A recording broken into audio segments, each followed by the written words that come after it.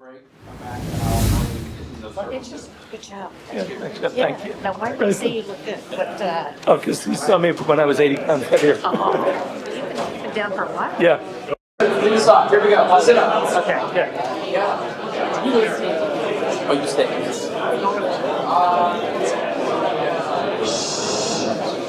Yeah, ready? Testing. All right, public markets. What should we know about? And what are we going to do together? Well, the Public Markets Group had a little bit of a 361 poetry reading edition. No way. Session. What? Poetry in motion. Okay. All right. So basically, we looked into the economic crystal ball and pulled out a few big drivers of the economy. And the consensus was rates aggravation, inflation, immigration, and a productivity nation. So, just some examples of the discussions that took place around those points. Have the SPACs been spanked, and how do reverse mergers get banked going forward? Did you do this poetry? It all came from the group, Mark. Or the chat? It all came. You come to Naples and you get inspired. What can I say? High interest in high interest rates. How high for how long? Don't hold your breath. No poetry there. Is agentic AI the true AI breakthrough? Topic for discussion. The economy's booming, but people feel it's a bust. Why has it been this way for a long time? And who can we trust? Sounds like Goodnight Moon. I've read that 1,000 times. The best book in the world. On to policy. Despite the woe, it's driving U.S. capital inflow. And learnings is the bright spot for the future. So, outlook for 2025. The system is full of risk that may bleed, but the U.S. is in the best position to succeed. Oh, nice.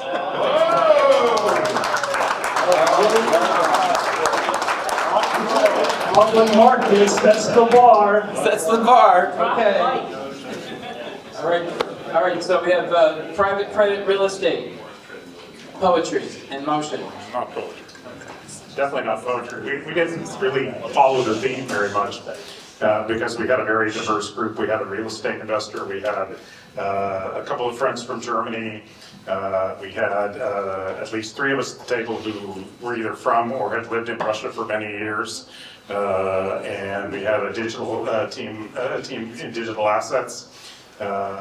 And it was a diverse group, and I think what we were ended up talking, I think, the most about was how innovation, and particularly in the digital asset space, is changing the way a lot of people think about financing their business, and how a lot of industry, in particular in financial services as well as the regulatory space, are running way behind the innovation in the digital space and in the innovation that asset managers and investors are thinking about the kind and quality of their assets, and what are some of the risks associated with both industry and regulation catching up with that at some point, and how do we take that into account as we think about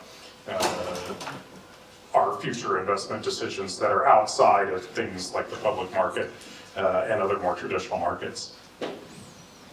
Perfect. Thank you. And by the way, we are going to do an event together in even warmer climate. That's It's the idea. nice. And who's seen Hamilton? The opening scene, right? He's on an island, and it's your island, and you're Hamilton Bay. There it is. All right, venture. We have a team. All right, Justin's stepping up. I can take them both. I'd strike that from the record. Hi, we're nothing poetic, unless you're like E. Cummings and I can start swearing a lot. We discussed the give and take of impact investing versus the concept of doing good by doing well. We debated the future of AI innovation and its impact, the logarithmic scale of growth by standard iterative. And we debated, or rather discussed, what a seasoned VC looks for when they are evaluating a founder and that team to decide whether to make an investment. That's the long and short of it, Mark. Well done. All right, well done. So next, we have our, thank you, sir. We have our emerging industries panel, or just industries, re-emerging or otherwise. So Matthew Friedman, who many of you know, I played a trick on him one time. Well, You can tell right now. I'm not going to tell. I'll tell you later at karaoke. We were our law firm. We were right next to each other. And Chris Jones, yep. And Josh, you just heard from, and Carl, and Everhard, and Yasmin. We're chairs. I can. If we can make room for one more chair. Hopefully it's not. Gentlemen, Not mine. Somebody leading the class here. Are you leading? First of all, we have like 0 female voices on industries. But she's going to explain how we're doing something together, but we're going to leave that for last. All right, so meanwhile, we're not going to do slides. I figured. Knew that was going to happen. But during COVID, actually 2019, you came down to Miami. And we got to see your company. Probably revenues were like 150 or so. Probably. Now they're like 350. You've been through a roller coaster. Remember, during COVID, we were like, what the hell's happening in the automotive industry? And then like plants were shut for 6 weeks, 7? I actually got to know now Senator Houston by being on the Restart Committee for manufacturing coming out. Yeah, we helped get some financing. That's always a good thing. Let's tell us where the automotive industry is today. And then we're going to talk about fintech.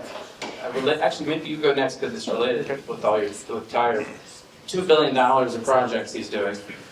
And then we're going to talk about, I guess you dual use. You also know health tech really well, fintech. And then we're going to turn to AI because AI is impacting everything. So let's go old school Cleveland. Old school Cleveland. Hi all, I'm Matthew Friedman. I'm the owner and CEO of Fair Diversified.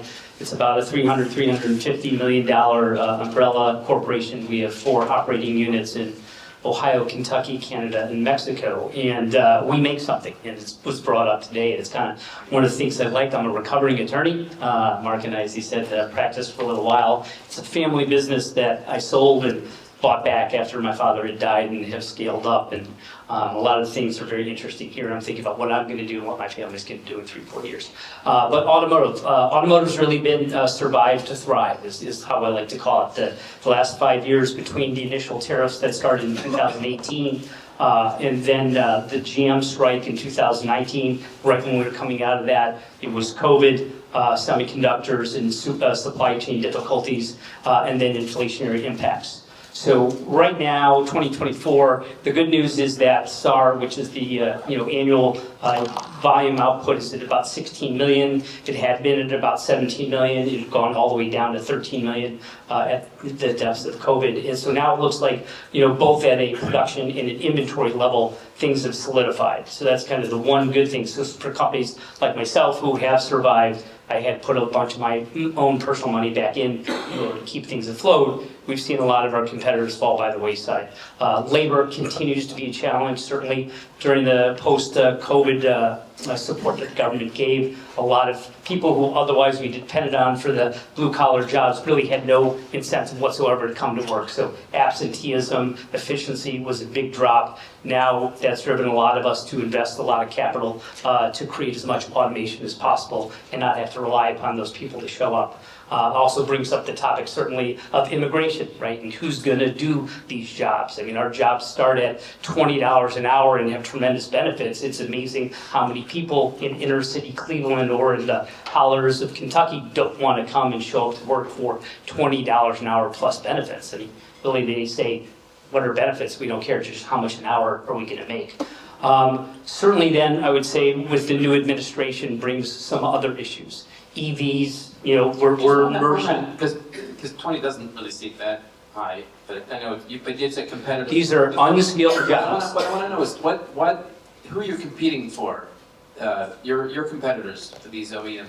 When GM thinks, do I go with Matt's company or? Am I So my biggest competitor is a company called FlexiGate, which is owned by Shad Khan, who owns the Jacksonville Jaguars. He's a $10 billion automotive company. He is in hotels.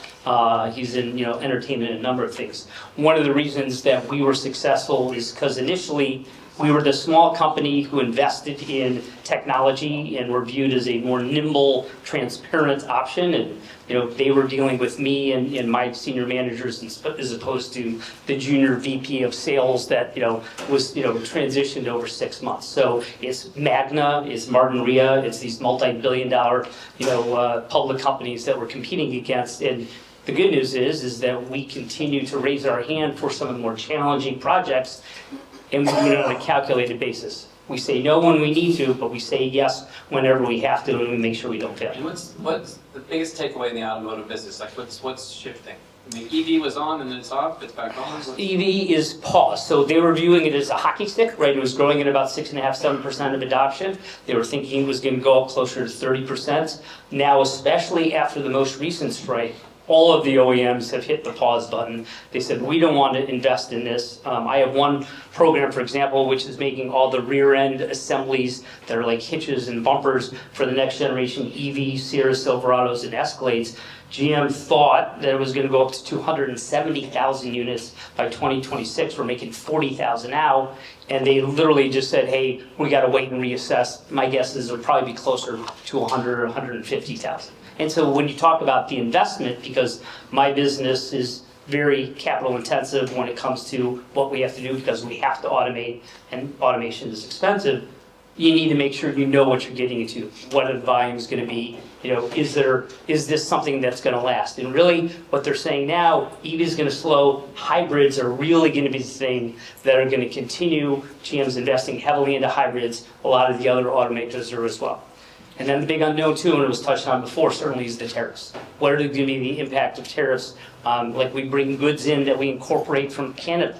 I can't support a 25% tariff on that. GM and Stellantis certainly aren't going to pay for that. I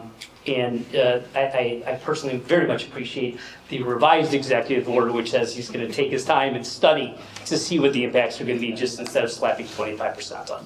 Gosh, okay, thank you. Carl, talk to us about the tire industry. Yeah, I'm Carl Pro. I've started a company called ProChem. We're a spin-out company from a forensics engineering company. Doesn't really do it. Yeah, You're a baby on we're kind of moving along. Yeah. But we're kind of new. What we do is we take the end-of-life tires, which consist of about one per person per year in the world. So you got about 7-8 billion tires out there every year that gets us piled up, dumped into landfills or burned. And if you've ever seen a burning tire, they put out some pretty nasty stuff. But we've been able to come up with a technology with some catalyst which enables us to pyrolyze tires at a lower temperature. Other people do it, but they're at much higher temperatures. And when you go higher, you're actually destroying a lot of chemical properties of what you really want to deliver. So they make a carbon black. They call it a carbon black, but it's good for making an ink, making this black plastic, something like that. And that's something in the $20 a pound, 20 cents a pound kind of business. Most of those people don't last. So ours is reinforcing, so we sell directly back to Bridgestone. They put them in new tires. We've supplied to 6 plants for Bridgestone. The real money is in the oil. And I'm a nuclear engineer, so this is all learning up the food chain for me. 60% of that tire ends up being an oil. A real nasty witch's brew of stuff. And is that a technical term? Yeah, that's the technical term. TN. The PhD chemist told me that. So what you do is, if most people thought you could just run that into a refinery and do some things with it, it ends up just foaming up and plugging up the refinery. So I'm lucky enough that our company, the forensics engineering guys, I've got about 100 PhDs back here that are just doing stuff. That's why you're not a startup. Yeah. And we're also the largest facility of scanning electron microscopes in the United States as an institution. So I can look down at 5 million magnification of all this stuff. So that's what we did. We dug into the science of it, and we're able to split that oil into 3 products now very easily. One is limonene, which is that lemony fresh smell you get when you do your lemon pledge. That's the active solvent in this. That now comes from the citrus industry. I was just with the citrus boys before coming here. There's very little citrus in Florida. It's going away very, very fast, and they're getting most of it from Spain. You gotta keep it going. Yeah. You got 30 So seconds. then we also get sustainable aviation fuel and a solvent that works like a champ on heavy Canadian crudes. It's 10 times better than what they're using, so we have contracts with them to take everything we make. The big money maker is the carbon credits, because we're carbon neutral. We'll make more money on carbon credits, but I've got 4 plants under contract at $1.2 billion. You're still slightly violating this. What I want to do is not talk about you. Yeah. Sorry. Yeah. Is like, what should we know about this industry? What you should know about this industry, if you see a lot of press releases on these people who have these plants, they are living hand to mouth. They go out and they get a cash input of $10 million, and then they spend it. And then they come back out with another press release and try to get some more money. You'll find that I've got a list of 12 that have been out of business since I've been in here in 4 years. But they're all living hand to fist. Because what they do is they never thought what their product was going to be. They're just saying, I can get rid of these tires. But, they're making a very low value product where we're doing, they're making maybe $2 a tire, we're doing $12 a tire. Gotcha. So, thank you. Yep. Let's shift gears. You guys are making stuff, fixing stuff. You've got a whole new way for banking. Can you talk? Yeah, I think I'm the only banker here, so maybe I'm a little bit unique in my point of view here. But we discussed this at our little roundtable. We had the most modest one, which is that the financial system that serves us all, the commercial banking system in particular, that facilitates pretty much everything that we do. The flow of all of the money that we're talking about here, the safety and security of all of the money that you have and that you make and that you have to preserve somehow, the security of all your data and the data that is transmitted from bank to bank. All of that, I think we all, in one form or another, view that as being, in a sense, under threat. And we've all probably had, in one way or another, data breaches, difficulty transferring money, had accounts closed, and have problems with the money center commercial banking system. And there's a legacy issue in banking, commercial banking these days. And it's a problem that fintech, we believe very strongly, can solve. And fintech, in the main, has yet to catch up with the needs and wants of the world's commercial banking clients who want their money safe, accessible, transferable, transactable now. Not in a week, not in a month, not having your big money center bank call you up and say, by the way, I'm closing your account, here's your money, where do I send it? We can use fintech to solve all of those problems. Fintech does have some shortcomings, and there are issues, in particular, I think, in the crypto space right now, where fintech hasn't really, particularly on the trading, clearing, settlement, custody side, hasn't caught up with all of the needs of the crypto space. But that in most other commercial banking spheres, there are institutions out there, and we're one of them, but I'm not going to sit here and make a marketing pitch for it, are using fintech now to address the issues that so many people face right now. Because other than that, we see banking clients that are failed by the big money center banks all the time, and fintech can solve that. And it's a brave new world in investment banking, trying to use the positive sense of that phrase. But fintech can solve many of the issues that many of us face in the commercial banking space right now. And, to the extent that, you're seeing those difficulties, think about fintech and how that can solve problems that you are facing these days, because we're doing it every day. I don't have time to do the poll, who loves their bank? Right.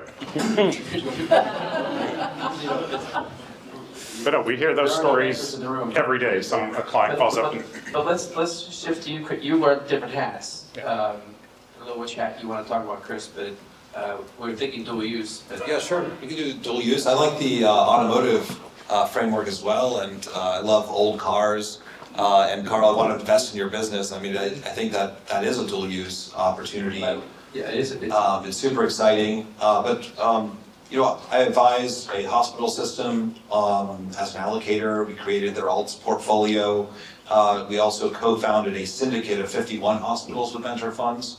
So rather than talk about anything to do with me, you can find me later. I'd like to talk about some opportunities, and one of those is hospitals will need alternative revenue streams. So keep that in mind. And that relates to AI, because every hospital and every real medical field is utilizing AI already to scan mammograms, to take doctor notes, to edit those, and it's a very interesting time to be in healthcare. Dual use is my next step, and with my partners, we're creating.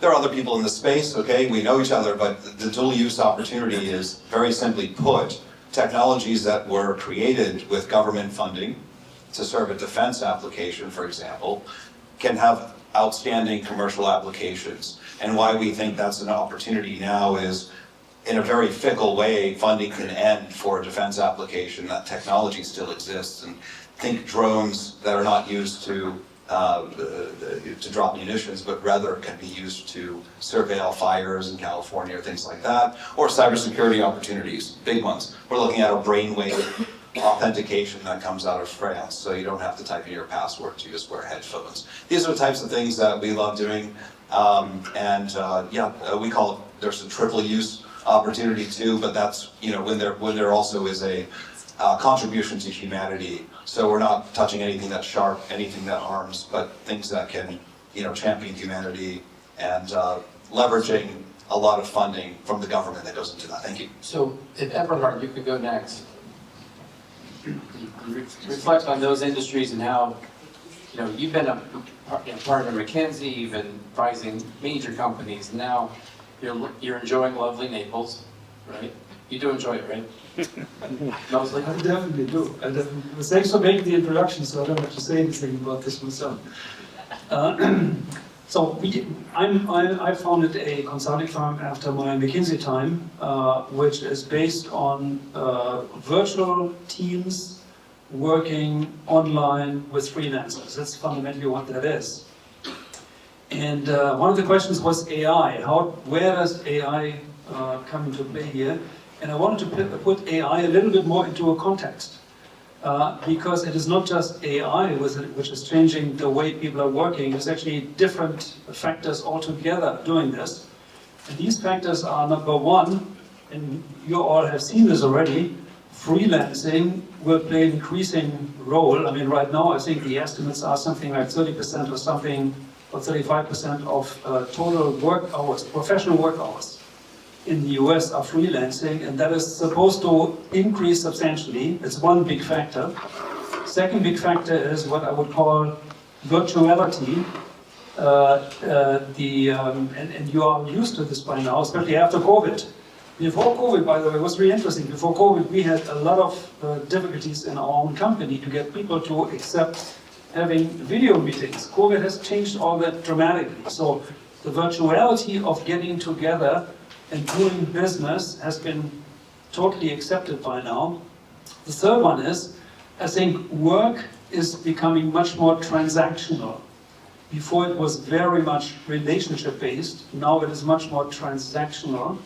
And the fourth factor, of course, is AI, which is playing an increasing role. But AI is very much at the beginning. A lot of the organizations are trying to figure out what is happening, who is doing what, and they're doing first steps in certain individual pieces of the value-added chain to introduce AI. What we have not yet really seen in many organizations is a completely integrated end-to-end process which pulls all of these four elements together. But the movement is going into this direction, and the implication is, as far as we know, and we have discussed, our biggest clients are consulting firms themselves. The biggest implication is not so much that a lot of people will be out of work, but classical, traditional, big organizations will be split up. That's what's going to happen. There will be a layer on top which will continue to be managing, having relationships, and so on. But all of the stuff that is what you might call routine tasks, which so far are being done in a vertically integrated company in itself, they will be sourced out and will be done through either AI or through individual tasks using freelance video and transactional work. And so that, as far as I'm concerned, is a bigger implication. The split up of classical organizations, it's a bigger implication than assuming that a lot of people will be simply out of work. So, last but not least, let's talk about how AI is transforming us, the 361 firm. So I'm throwing on this one, maybe I'll show you another second slide, like a sneak peek. So we've partnered with Yasmin at Clever. We've been trying to do this for years. I flew to Dubai, did 4 days. We've done a lot of things. So we're just like, let's get on with it. Through our trusted chain, we've met Yasmin, and you'll hear more from her over time. But the idea is, we always say human-centric, like let's say a community-centric way of leveraging AI in each other. We have authenticity, trust, terrible tech. So now, with that, maybe you'll hear more from her later, but because, and then Miami, and you didn't play pickleball with us today. Now I noticed she's a hard worker. But why don't you share how you see AI broadly? But I did throw this up, and there's one other slide, Yasmin, that I'm going to show. Because she was solving a problem. She worked for a corporate VC, and they were trying to make decisions. And it was so hard to get all the people together. I mean, you take a deal, like I know Matthew could take 10, 15 million right now and take his company to a new level and retire differently, right? Or he could sell. 25 million, but yeah. Okay. Or, from the sell side or the buy side, you can form ways that we all can collaborate. And like you were mentioning, Barbara, how there are these networks, whether it's, a regional one or an industry one. We want to be, we just want top tier investors. We'll go start small, but we can partner with, any of these networks, your networks. But I sort of set you on a stage a little bit just so that you could introduce yourself. So introduce yourself. So before I introduce myself, I want to refer to this thought-provoking poem we heard about trust. I think it was from our public market fellow. Dan Hupsher. Okay. So trust is a very important element in AI, and I think that this is an interesting topic to discuss.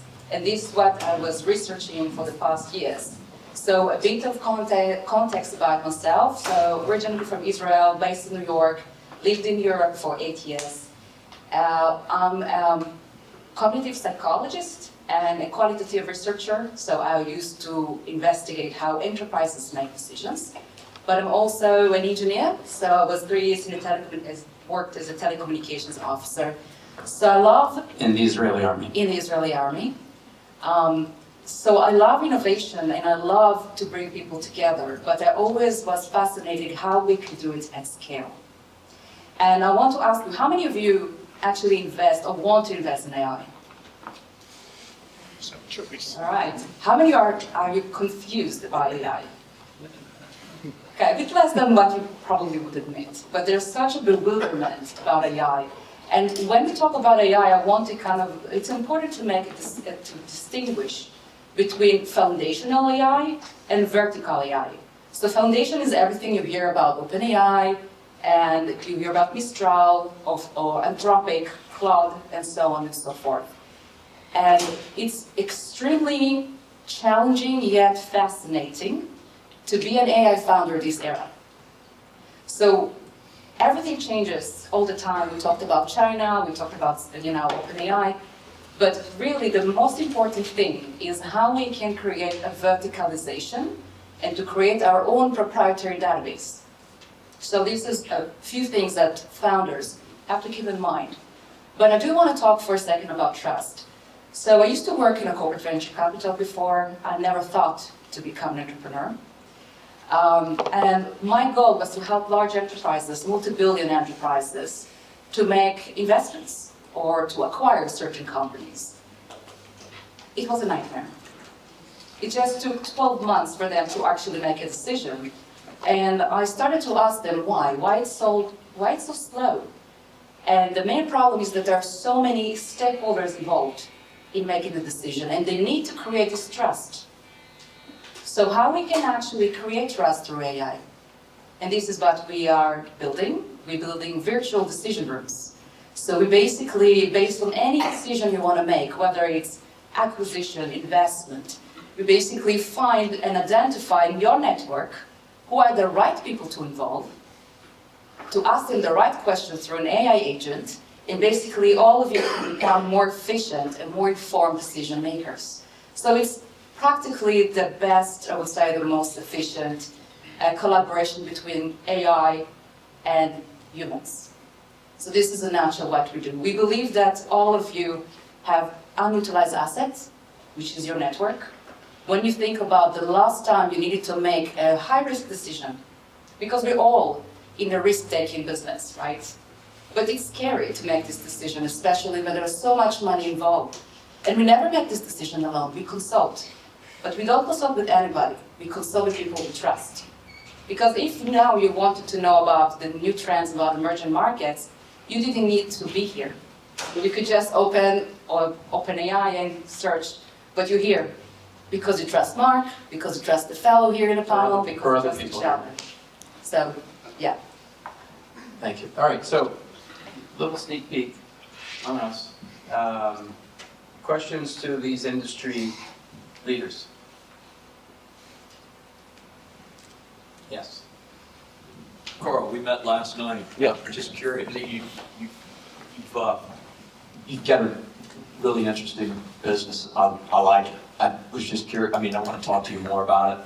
And you, Matt, I want to talk to you more about your company. I mean, everybody, right? I mean, I like their businesses. And just kind of curious. And you're at different stages, I understand. You know, but what kind of revenue, Carl, are you doing now? Well, and, you know, right now we're still constructing. Okay. Okay. Got it. But you figure at 10 million tires a year at $12 a tire is after cost, though. It's a nice 120 million. Okay. And Matt, how long have you been? Just curious. How long have you So I've been doing. How long I've been doing it? Yeah. I'm 56. I've been doing it for 28 years. Okay. Yeah. Very cool. Congrats to you both. I Thank you. like both of the business models. I'm really proud of Matthew. You actually knew me when I was still mad, I think. Yes. Yeah. I'm still confused. So thank you all. I love what you're all doing. How do I say your name? Which person? AI. Yasmin or How do you say it? Yasmin. Yasmin. Yeah. She wasn't, her picture's not up I there. know, because She's not we all- a very shy person. Okay. We all both. Okay. No, she's- Okay. So I love what you say about trust and the network, the power of the network. I talk with that in family office, like, what are we, before someone passes, like, what have we passed on? Have we captured everything? And the power of the network is so important because it's trusted, it's built, it's years and years, generational sometimes. How do you develop this network that year? Like, how do you vet? What are the gates to even create the network? Or what are you looking for in your network? way, she's our trusted technology partner leveraging this. Now, we want to definitely connect into her other trusted networks, but you can answer it how you want. It's a great question, and I'm glad that you mentioned the power of the network, because this is such a powerful, thing that is being underutilized. I'm not developing the network, this is Mark's network. I'm building that foundation, the technology. So what is really our challenge is to understand decision-making, the human psyche of decision-making, the biases. I would say the whole idea of behavioral economics and how we can become better and more efficient decision-makers. There are a lot of fallacies as well. There are a lot of things that, and lesson learns, and I can share as well one of them. So one thing in decision-making is there is a competition versus a collaboration. And I think all of you in some way want to know what other people think, but maybe when they ask you, how would you think about that? Maybe you'll be reluctant to share.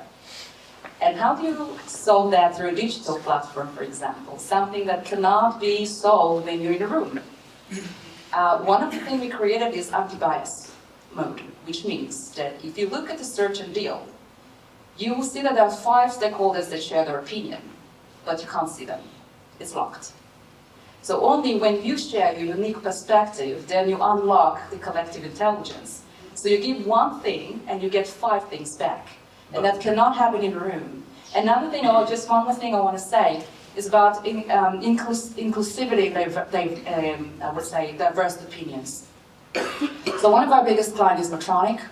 It's a $30 billion medical device. And we've helped them to collaborate between R&D and corp dev teams. The buy versus build clash, right?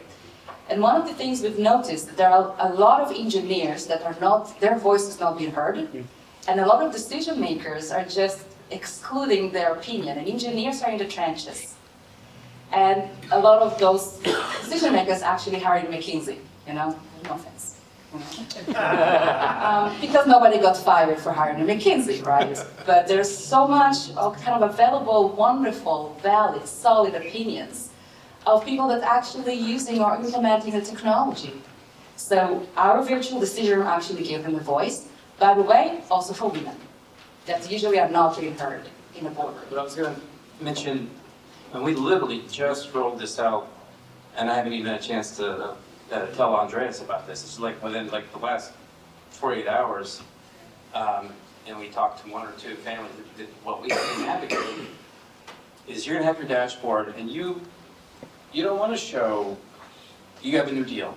You want to syndicate it, but you want to do it your own way. I don't want to go to the network, right? I just want to go to Barbara and Chris and maybe Eberhard or others. I want to speak, and we'll suggest to you who you might go to, but you're just going, and you want to comment, but you want to comment anonymously. I get so many people like, so one of our clients is, there's a company that just raised some money, and they also laid off some people. They're like, oh, watch out, they laid off some people. It's actually a smart thing. They should have done it a long time ago. The new money came in and helped them make that decision. But, they didn't want this to be broadcasted. So we have to, as a group, think of our protocols and how do we navigate all of this. Because all of you, this is the reality. I'm looking at Dieter. Like, Dieter might invest, but he's creating SPVs. Looking at, fund managers are very clear, but the families are often on both sides now. And they want to create, or they've got access. Can I call you out, Sean? Where are you? You're transforming as a family office. Can I share a little bit? So you've deployed how much? $1 billion plus, right? Now you've got all these investments and funds, you have deal flow, and there's so many like this that you want to offer that to people and take a big. Right? Create an SPV, set of SPVs, those deals. But some of those deals are very quiet. It's not like, I got SpaceX, right? Or maybe you want to be very loud about space. I got SpaceX, it's moving 24 hours, who wants in? So we have to figure out all these protocols. But the great thing is we got some functionality to be able to do this. Just came about, and we're I said, just jump on the panel. So you all know I love it. who Yasmin is for the future. Not to steal the thunder from the rest of these industry titans. Any other questions before we go to? Question? Yep, Anna? I kind of lost my voice, sorry. So Yasmin, what autonomous capabilities or these shared capabilities for AI agents do you see needing to be banned in countries like for copyright training or like regulatory arbitrage? Do you understand the question? Yeah. So you're talking about agents, right, and the opportunities. I think you mentioned this as well, the virtuality of our world and how many things can be done more efficiently. I think one of the things you mentioned as well is that manual tasks are going to be replaced. I think what OpenAI showed is quite the opposite. We all thought that manual work would be replaced, but we've seen as well that everything connected to creativity has changed. So you can write poems through AI. There's a lot of, writing capabilities through an NLP that has an LLM that has changed. So I think that we have some predictions, and then we kind of like being surprised. The beauty about agents is that it's basically, I think, being trained by the foundational model, but as well you need to kind of feed the algorithm with proprietary data about that specific task. So you asked about different industries, right? And different use cases. Yeah, leading to getting banned from the country. I can't hear you. Leading for a ban in the country. Just some countries Prohibited. Some countries prohibiting certain agents. John? Yeah. At what point does an AI agent working on your behalf become a liability to your company? Because it's doing things incorrectly, it's training on data that you don't own. When does your AI agent become a value subtract? Well, definitely this is something that always needs to be vetted, right? And what I said is that you want all the time to train your agent based on proprietary data. I think Copilot is a perfect example. So you're familiar with Copilot, right? You're all familiar with Copilot? Yes. Okay. So Microsoft is putting a lot of resources and making sure there are no destinations, and they also bring the output based on the information that already exists. So they want to take already the trust factor, and then to just basically give you better output based on any input that you provide to the system, right? And I'm not saying that this is, I would say, hassle-free, or it's not perfect, definitely, and there's still a lot of work to be done. But this is why you see certain technologies that will outperform other technologies, because there are plenty, and I think the best ones that know how to deal with those fallacies and these hallucinations will be able to prevail. I mean, we are now using for our own decision agent 3 different models. So we're using Llama 3, we're using Perplexity and OpenAI. And we're using different agents for different tasks, because not all of them perform the same way. And I can tell you with Perplexity, we're having a lot of issues. Perplexity doesn't provide the best output in many aspects, so we started to create our own database and put Perplexity into the mix, and the output is way better. I will say 2 more things, and with that I will end. I mentioned several times vertical AI. I think we all want to think about contextual agent and personalized agent. Probably some of you know RAG system, but the idea, very simply put, is that the more context you have about a deal or whatever you want to ask the machine about, the better output you have. So context matters. And the second thing is personalization. So if you go now to Perplexity, OpenAI, they don't have a memory of who you are, or what you like, what are your preferences. And every application that knows you better and can always provide you better recommendations will give you the best value in whatever you're doing, whatever industry you operate in.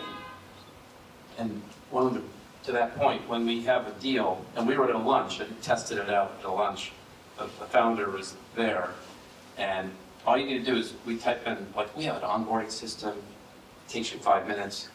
You don't need that anymore. Just give me the website. Give me the more information you give me your deck, it pre-populates everything. and we ask it questions, but well, who are the competitors? You don't have to say who are the competitors of this company. It knows the context of that deal and provides that, and then who could be the best investors in this network or out the network, who could be advisors to it. But your question was a little different, which is more of a legal question, I think. Any lawyers in the room? Yeah, so we're training the next step is everyone gets a customized agent, and agents get way more useful when they're trained on their own personal data. When they're autonomous, and they're trained on our data, another basket of risks, securing them and their activities. Just kind of what are your thoughts on where the protections are for those? Maybe in the interest of time, I'll have to take that one offline, but it also goes to our terms of use. Which everybody's talking about. So we don't take that liability for these agents. Any last questions?